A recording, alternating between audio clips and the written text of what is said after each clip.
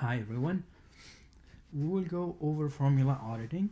So to do that, let's see what we really mean by auditing. It really means that we need to make sure that when we are using functions or formulas in Excel, we need to make sure that we are referring to the correct or utilizing or using the correct references or the correct cells in order to answer that question. So let's look at one example here. So here in this, it's asking us to calculate the tax. So to calculate the tax, we need to multiply this guy by this guy. So now if I copy and paste it, you will see that I had some mistakes or some problems. As you can see that the problem is because this cell needs to be row absolute. So I need to make sure that the row is absolute in order to be able to copy and paste this formula downward. So to do that, I need to put a $sign in front of the row, and then now I can just copy and paste, and you will notice that now if I audit this cell, you can see that it is correct. So that's what we mean by auditing. So now let's say that I want also to add this guy to this guy.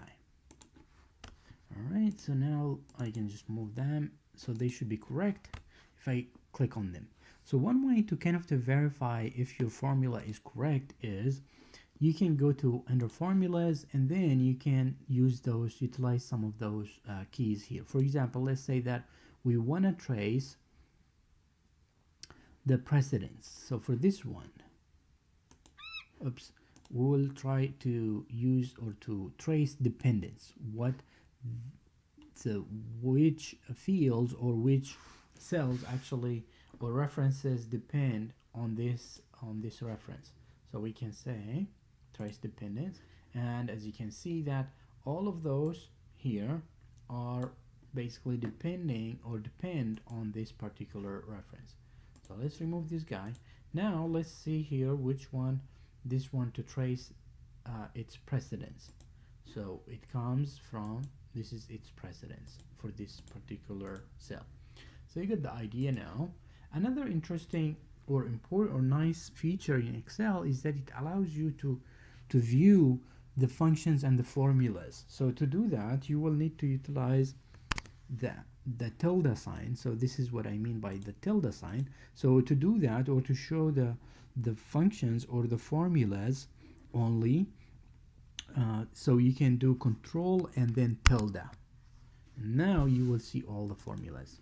So you got the idea, and this is very helpful for us when we are auditing formulas. So